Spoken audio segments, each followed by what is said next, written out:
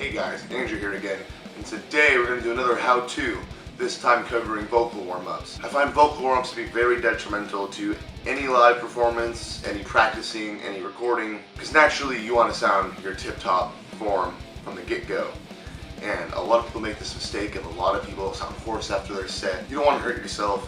You want to be able to continue doing your vocals. So why would you not do warm-ups? You should practice before every show, every time you're practicing for a show or whatever it might be, or before you record, especially recording considering you're immortalizing, your sound. So first things first, before I even warm up, I like to drink water or tea, non-caffeinated. Those things, they'll loosen up your vocal cords a little bit, get them nice and warm. Let me go ahead and knock down one thing for sure. Alcohol and soda. No, don't do that. The reason behind that is alcohol, for example, will inflame the soft linings of your throat. Alcohol can cause constrictions in blood flow, causing a reduction in voice control. Soda will dehydrate and dry you out all the same by inflaming your throat, drying you out. You want to be as moist as possible. I think I speak for all those girls when I say, ew! At the end of this video, I'm also going to provide a link to a source that I used to use religiously for my warm-ups. You can go ahead and just cherry pick through that, whatever works the best for you. Ultimately, you know your voice the best. Now, the warming up process itself. One thing that I like to do a lot before my sets is I'll just kind of wander around the venue, on my way driving to wherever I'm recording at, practicing, whatever, humming. It's like,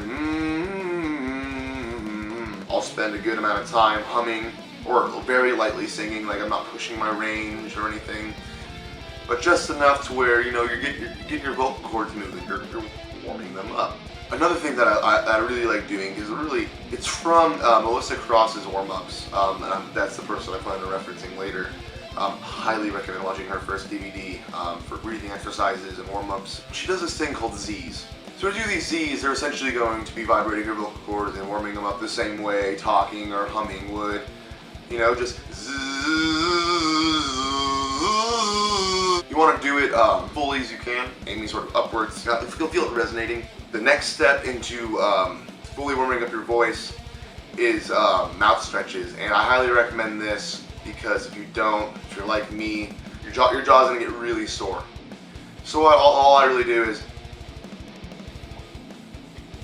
big mouth, little mouth, just stretching out your mouth as big as you can and as small as you can.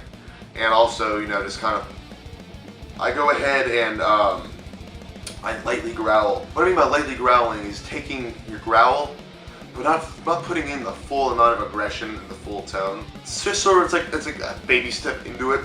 So instead of belting full, I'll be like,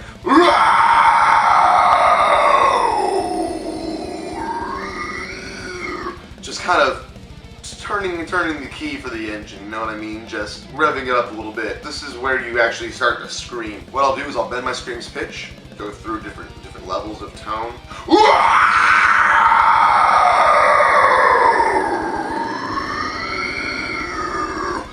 And what I'm doing there is just going low to high, or I'll take it and try to swell it, or I'll use different techniques.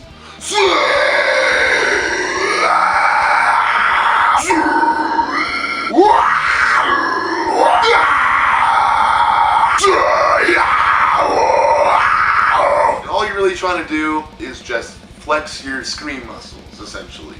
You're just trying to get a feel for every bit of your tone, every bit of your pitches. Usually, if I spend an adequate amount of time, 15-20 minutes, doing all of that, more or less in that order, because you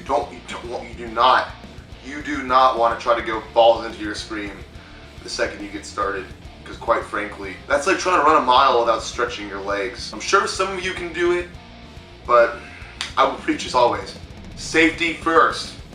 The day you lose your voice doing something, it's only your fault. You can only blame it on you. With that said, I referenced her earlier, Melissa Cross. When I was learning how to scream, learning the best warm-ups, she has about 13 different warm-ups in her set, and that covers bass, baritone, tenor. Some of her warm-ups are more singing based. She has different ways of stretching out your voice. Let me stress to you, my warm-ups have worked for me. I've been doing them for 3 or 4 years. I'm usually ready to go by the time I'm done with them. That doesn't mean you will. I can only hope they do.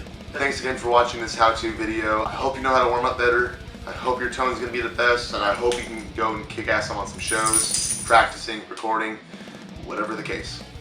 Till next time.